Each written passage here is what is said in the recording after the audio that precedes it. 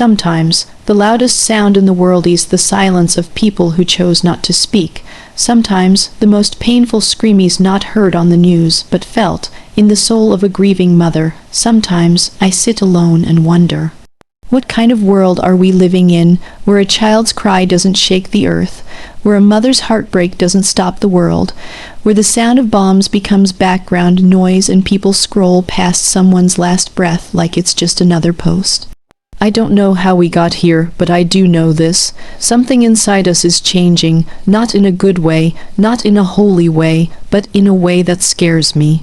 Because when we start getting used to pain, when we start normalizing the suffering of others, we lose the very thing that makes us human, our ability to feel.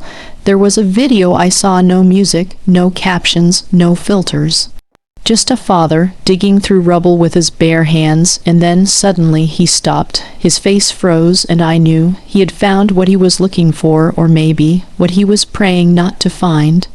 I paused the video, not because I couldn't watch it, but because I couldn't feel my heart anymore. It was heavy, tired, ashamed that while he was burying his child, I was here, thinking about what to eat for lunch. Ashamed that someone else's worst nightmare had become my passing moment of sympathy. Then silence. There is a silence in this world that is deafening, not because there are no words, but because too many of us are choosing not to speak. We are silent because we are afraid to offend, afraid to get involved, afraid to break the algorithm of our own comfort. But what if it was your home? What if it was your family? What if your child's name was written on a tag attached to a body, not for identification, but for goodbye? Would you still be silent? We keep saying we're praying for peace. But sometimes I wonder, do we pray because we care, or because it helps us feel like we did something, when in truth we stayed comfortable? Real prayer is not passive, it is active. It moves your heart, it disturbs your soul, it doesn't let you sleep when a part of the world is on fire, and Gaza is on fire, not just from bombs, but from the loss of innocence. The loss of safety, the loss of being seen. How do we teach our children kindness when we live in a world that looks away from genocide? How do we preach love when we stay quiet about injustice? How do we speak about truth when we're too busy protecting our image? This isn't about sides. This isn't about borders. This is about people, mothers, fathers, babies who will never see their first birthday. We can argue over politics all we want, but at the end of the day, there is no argument for the death of a child. None. The truth is, we were never created to be this cold, this numb, this detached. God didn't give us hearts just to keep blood flowing. He gave us hearts to feel the pain of others, to let it move us, to let it change us, to let it remind us that we are not above suffering.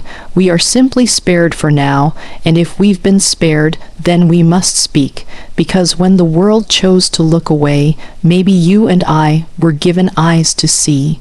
When the world chose to be silent, maybe we were given voices for this moment, and when the world decided to scroll past, maybe you were meant to stop right here, right now, to remember that silence is not always neutral. Sometimes silence screams the loudest. So before we share another quote about love, before we repost another verse about peace, let's ask ourselves one thing. Do our lives echo the love we claim to believe in? Or have we become too safe to be sincere? Because the truth is, real love doesn't look away. Real compassion doesn't wait for the perfect words. It simply sees and chooses to feel. I can't stop thinking about the children. Tiny hands once wrapped around pencils, now wrapped in bandages. Little feet that used to run barefoot across dusty roads, now still, lifeless, buried under rubble. Voices that once laughed in courtyards, now silenced forever. How do you explain this kind of pain? Not the pain of numbers, not headlines, but the kind of pain you feel when you see a child with no mother to cry to, no home to return to, no light left in their eyes. This isn't a conflict. It's not just politics or war. It's a heartbreak unfolding in slow motion, and the world is watching it like a movie they can't wait to skip. But these are not characters. They're not hashtags or statistics. They are people with birthdays, with secrets, with dreams just like yours, just like mine. I saw a boy sitting alone beside a crumbled building. His eyes were red, not from crying, but from all the crying he had already done. He didn't move, didn't speak, he just stared at the ground like the world had stopped turning for him, and maybe it did. Maybe when he lost his brother that morning, and his mother the night before, the world became too heavy to carry. So he sat down and let the silence take over. He's not a headline, he's not a symbol, he's someone's entire world shattered in a moment. We often say, imagine if it were you, but I don't think we can. Because if we could truly imagine it, we wouldn't be able to breathe. If we could truly feel it, our hearts would be on the floor, a mother holding her baby so tightly, not because she wants to keep him warm, but because she knows it's the last time she'll ever hold him. How do you explain that kind of goodbye? How do you tell a mother that the world is too distracted to care, that people are arguing over who's right and who's wrong, while her child is gone? There's a girl I saw. Maybe 8 years old. She had a bandage on her head and dust in her hair. Someone handed her a piece of bread and she smiled. She smiled. In the middle of the destruction, in the middle of hunger and horror, she found something to be grateful for. That's not weakness, that's strength I can't begin to understand. And yet, what did she do to deserve this life? What did she say or believe or post to earn nights filled with fear and mornings filled with mourning? Nothing. She was just born in a place where peace is a stranger, and silence is the only lullaby left. We speak so freely about freedom. We romanticize peace. We talk about justice like it's a brand we can wear. But when real injustice stares us in the face, when real suffering calls out to us, we change the channel, we scroll faster, we say, it's too much. But too much for who? Too much for us to witness, or too much for them to survive? Sometimes I think the greatest tragedy is not what's happening to them, but what's happening to us, how our hearts have hardened, how we've learned to disconnect, how we've trained ourselves to feel sad for a moment, and then move on like nothing happened. They can't move on, they have no homes to return to, no schools to reopen, no parents waiting with open arms, and still, they get up each day still, they pray still, they hold on to hope even when the world has stopped hoping for them. That's the kind of strength we can't teach. That's the kind of courage we don't deserve to ignore. So maybe the question isn't, what can we do? Maybe the real question is, what will we allow ourselves to feel?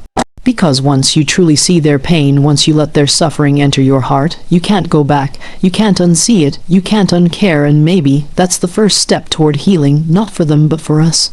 To remember that every number has a name, every victim had a voice, and every soul lost was deeply, endlessly loved by someone. I don't have all the facts. I don't have a degree in politics or history. I don't know every detail of what led to this war, or who said what, or which side is more right, but I know what it feels like to see a child cry and feel broken inside. I know what it's like to see a father scream into the sky and wonder if anyone's listening. And I know that if it were my family under the rubble, I wouldn't care who was to blame. I would just want the world to care. Sometimes we think too much and feel too little. We read posts, we watch videos, we hear statements. And we forget to pause long enough to ask, what if this was me? What if it was your home reduced to dust? What if it was your mother's name on a list of casualties? What if you tucked your child into bed one night, and by morning the bed was gone? I know those questions are uncomfortable. They make our hearts ache, and we don't like that. We've trained ourselves to stay safe behind opinions, behind distance, behind logic. But this isn't a time for logic. This is a time for heart, for humanity, for choosing to feel even when it hurts. You can't intellectualize grief. You can't debate the pain of a boy holding his sister's lifeless hand. You can't analyze the scream of a mother who has lost her fourth and final child.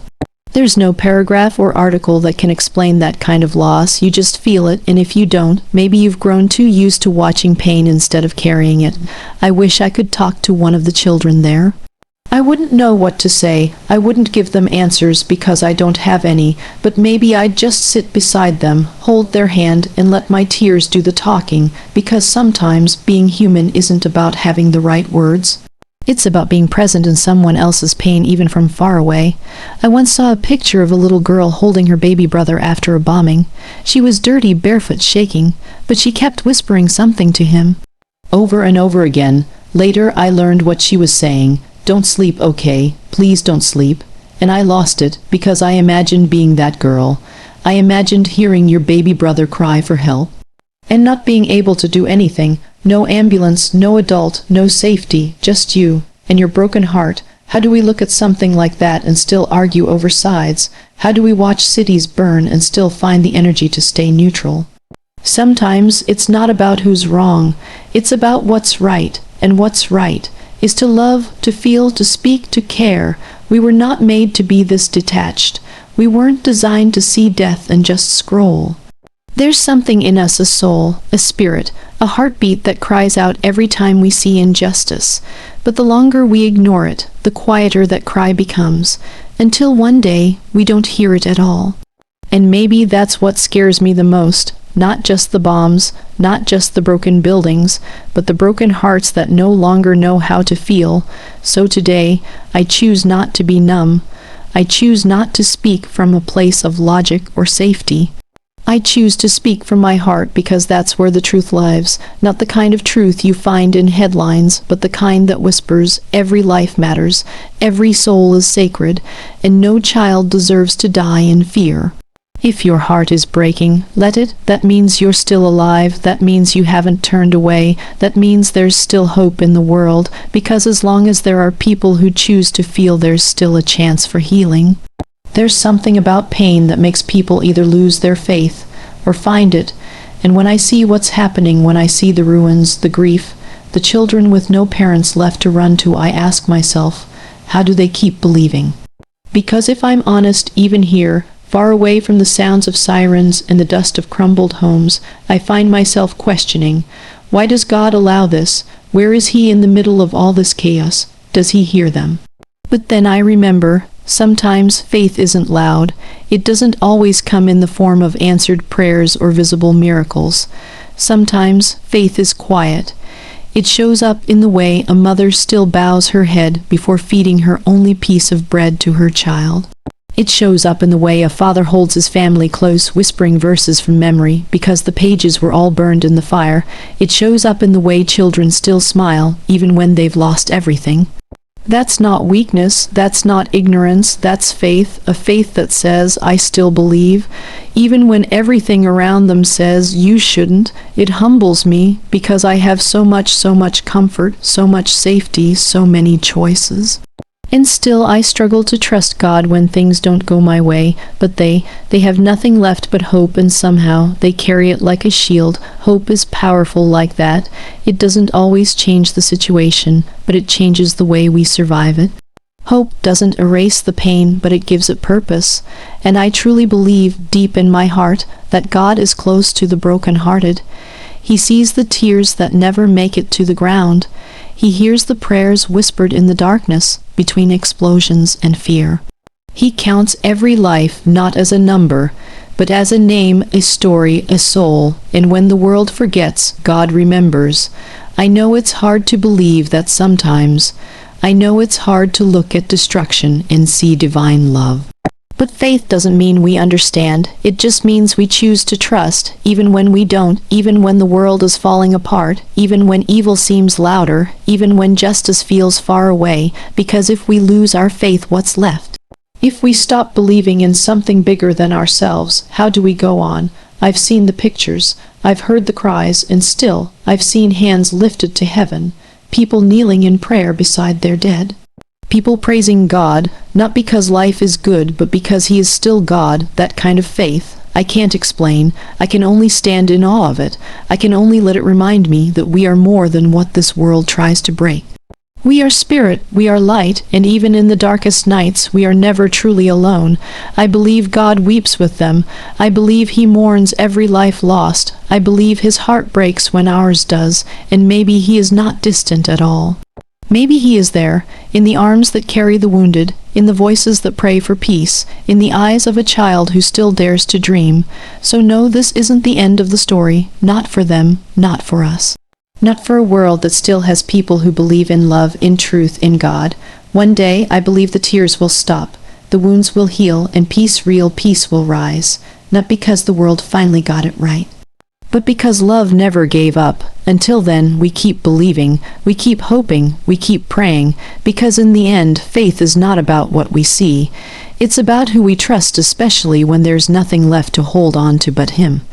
I want to speak honestly with you today, not as someone who has all the answers, but as someone who feels the weight of what's happening in Gaza, the pain, the loss, the silence. It's easy to feel overwhelmed, isn't it? To scroll past the images and headlines and tell ourselves, I'm just one person. What can I possibly do? But that's exactly where we begin, with the question, what can I do? Because every great change in this world starts with one person who refuses to look away. One person who chooses compassion over comfort, one person who turns their heart toward the broken instead of turning their head. I'm not asking you to solve this crisis. I'm not asking you to debate politics or history. What I'm asking is this: will you open your heart? Will you see the people behind the news, the children behind the statistics, the mothers behind the headlines? It's easy to feel powerless, but power isn't always loud. Sometimes power is a quiet, steady flame inside us that refuses to be extinguished by indifference or fear. So here's my challenge to you and to myself. Let's not let this moment pass without feeling it deeply, without letting it change us, without letting it stir something inside us that demands action, even if that action is simply to speak up, to pray, to give, or to listen. Because doing nothing is the loudest form of complicity. I know it's uncomfortable, I know it's painful, but pain is a sign that we're still human, that we still care, that we still believe in a world where love and justice can prevail. So, let's start small if we must. Maybe it's sharing a story. Maybe it's donating to a cause. Maybe it's writing a message of hope to someone suffering. Maybe it's educating ourselves more about what's going on. But don't let small become an excuse for silence. Our silence speaks volumes, and right now the world needs our voices. If you're feeling overwhelmed, that's okay. Just don't let that overwhelm paralyze you. Channel it. Let it fuel your compassion. Because the truth is, change doesn't come from perfection. It comes from persistence, from people who keep showing up, keep caring, keep believing even when it's hard. I believe that if enough of us choose to see, to feel, and to act even in the smallest ways, the world can be different. Not perfect, not without pain, but more just, more loving, more human. So I ask you again, will you be one of those people? Will you refuse to look away? Will you let your heart break open instead of shut down? Will you stand for the ones who cannot stand for themselves? Because if not you, then who? If not now, then when? This is our moment, our chance to be more than bystanders, our chance to be the light in a world that so desperately needs it. Let this pain become your purpose. Let this heartbreak become your fuel. Let this challenge be the reason you choose love over indifference, hope over despair, and action over silence. Together, we can carry their stories, their hopes, their dreams, their humanity forward. Because the greatest power we have is the power to care, and that power starts with you. So today, I invite you, I challenge you to take that first step, to be the voice, to be the light, to be the change. Not tomorrow, not when it's convenient, but now, because they need us, because the world needs us, because love is always worth the risk. So, as we go from here, carry their stories with you. Let their lives remind you that every act of kindness matters, every prayer counts, and every moment you choose love over silence makes a difference. Together, let's be the light that refuses to dim for Gaza, for humanity, for all of us. Thank you for listening, and may we all find the strength to keep hope alive.